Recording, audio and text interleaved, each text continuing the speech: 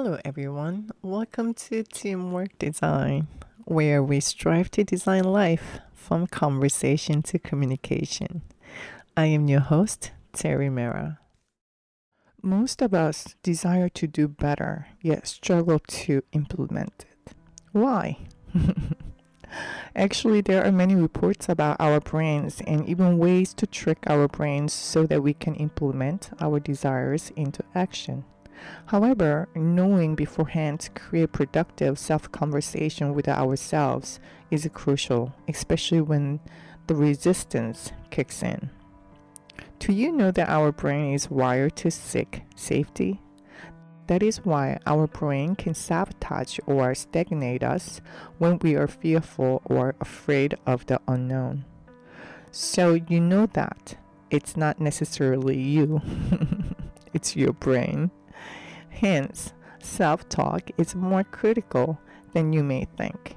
You can make a choice here whether to follow the way we are wired or modify yourself, your perspective, your mindset, the way you want to become. There are 60 behaviors that prevent us from taking actions, and I hope you can evaluate honestly with yourself. Additionally, I am sharing this from my own experience, which do not bring your whataboutism when you evaluate yourself and waste your time to justify. As I have shared on my podcast, our reasons and excuses and justifications for stagnation often outsmart our motivation. So here we go. 1. No show. If you talk about it and yet never put it into action, I want you to think about how you feel when someone close to you tells you that she or he will do this and that for you, but never shows up. Well, it's not great. And you will consider that person's accountability or reliability, right? It goes the same way for yourself. When you don't show up for yourself first, you will not show up for others. There is more truth to this than not. We often don't see it with fogged perspectives due to our emotional attachment to that person. Please show up for yourself. 2. Tomorrow motivation. I love this. I will do that tomorrow, or I will start next week Monday. I will do this on New Year's Day. Let me ask you this simple question. What makes any difference? If you can do it now or today, proceed with no more tomorrow or later motivation. Let's be honest with ourselves. How many times have you come through with that motivation, acted on, and been able to maintain that decision? Because this window of time will bring so many reasons not to act. The results of a 2020 study suggest that people typically have more than 6,000 thoughts per day. So let's give it a thought. If you're going to do that tomorrow, from now on, how many thoughts you will have not to do so out of 6,000 thoughts? You know what I mean? So if you can do it now, today, please proceed. 3. Overthinking. Oof, I am too guilty of this. Since I used to be a perfectionist, as I have admitted on my podcast, please know that there is a difference between strategizing and overthinking. Strategizing is coming up with a plan or steps to proceed with that action, right? Whereas overthinking is coming from a place where you are afraid of a failure.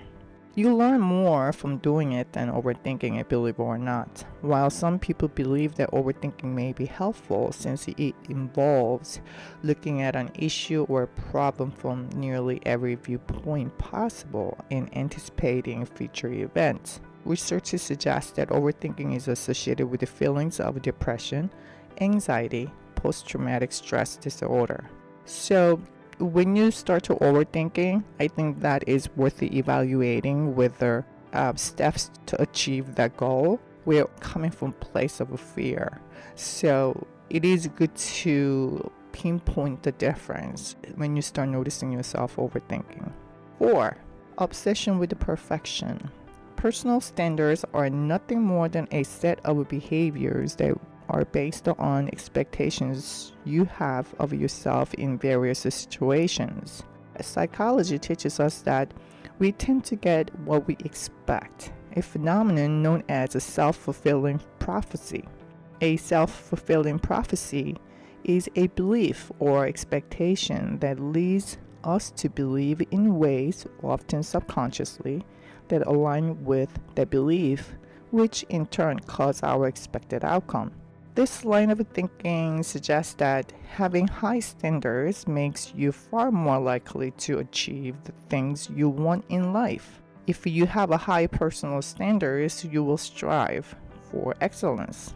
I believe that for a long time. If you have low personal standards, you will likely not put in the same energy, time, or resources needed to achieve your goals.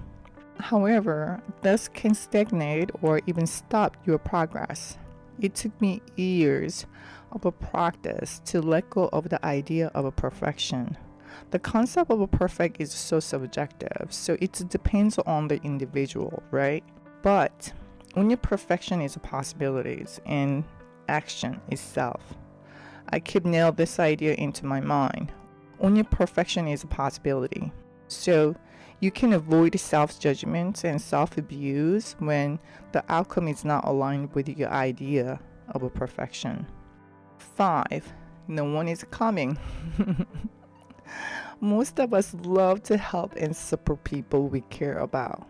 However, have you had an experience where you realize that it's not up to you sometimes?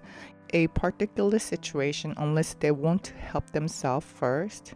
The same goes for you as well.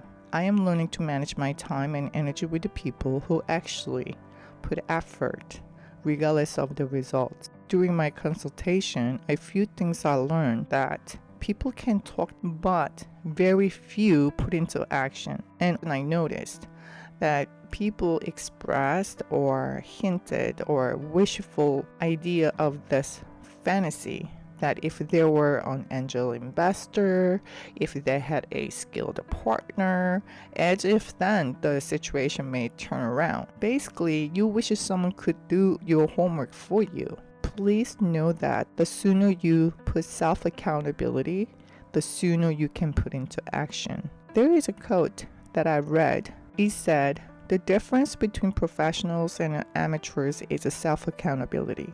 The professionals take full responsibility for success or failure, while amateurs often take credit for success and blame failures elsewhere." 6. I don't have a time. Oh, I love this. Do you know how many times I heard this? Oh, I don't have a time.